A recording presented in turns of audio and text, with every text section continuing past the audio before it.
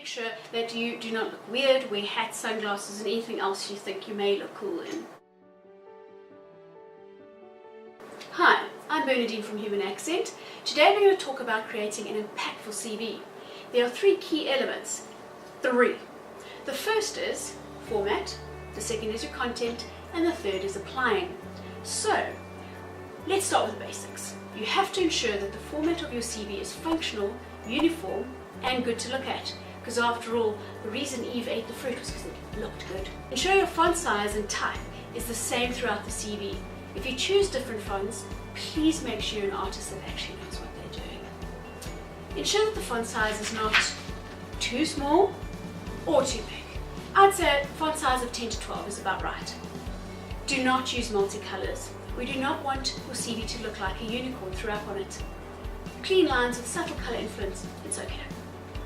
Use proper spacing between sections and jobs and your margins. And use spell check. Use spell check. Use spell check. I think you get it. Number the pages and use a header and footer with the email and cell phone contact details so that we can easily see that even if I'm not on page 1. Use a small photo in a round holder, the top right of the CV.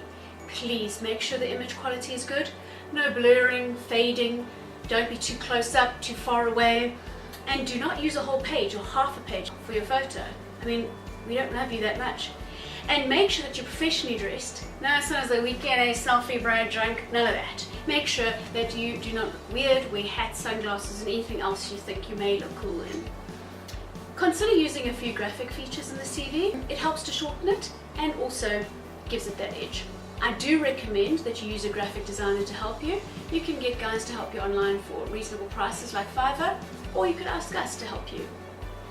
Let's go on to section 2, content. So what should you include in your CV?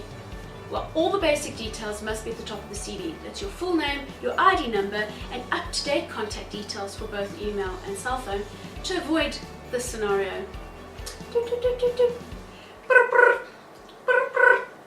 Hello, hi, can I please speak to Bill? Bill? Yes, Bill Jackson. Lani, I don't know no Bill. Sorry, I don't know who Bill is, lady. I don't know who he is, and I think you got the wrong number. Thank you very much for your time. Not helpful.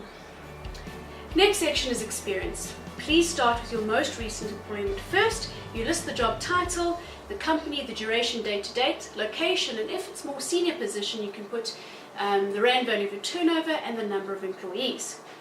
Then you're going to list the achievements you made in that role, not necessarily the tasks that you did in a day-to-day basis. I mean, it's yawn-worthy. For example, led process design and full implementation of HRS to the value of 2 million rand to include both employment self-service and business intelligence. As you can see, by describing my achievements, I have already established the kind of responsibilities I was involved in that role.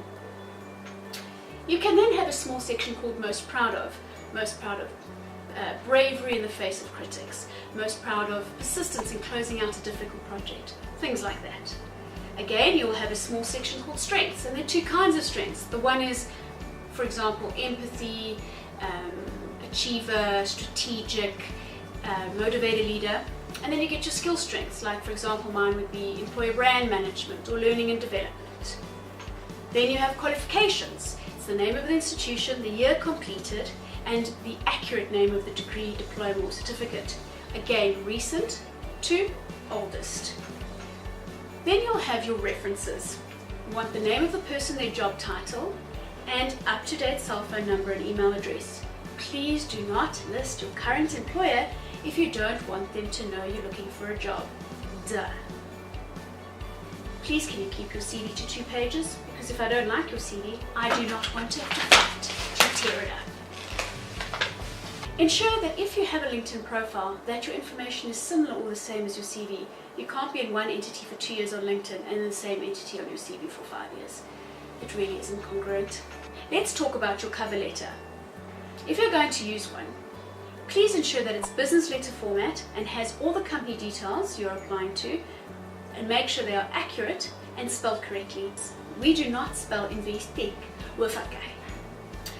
Your first paragraph is to introduce yourself as a person. Your second paragraph is explaining why you're applying for this particular job at this particular company. You need to show that you know what it is they do and how you are going to add value. No longer than 650 words in total, and if you're applying to a recruitment agency, speak about the value you wish to bring to any organization in a particular job role and how you feel you're the candidate to do so. Your final section, applying. Please save your CV to PDF format for uploads, and if you're going to scan, make sure it is straight and not askew. Use a single email and single cell phone number from which to communicate. You're not the CIA. Give recruiters time before you follow up. They are inundated with hundreds of CVs, so give them about 5 working days between follow-ups. And above all, believe in yourself. Get help if you're not sure about your CV. It is important as air when it comes to job applications. Human Accent believes in building and connecting. Building people and connecting people. So, if you need further advice or consultation, please do not hesitate to call.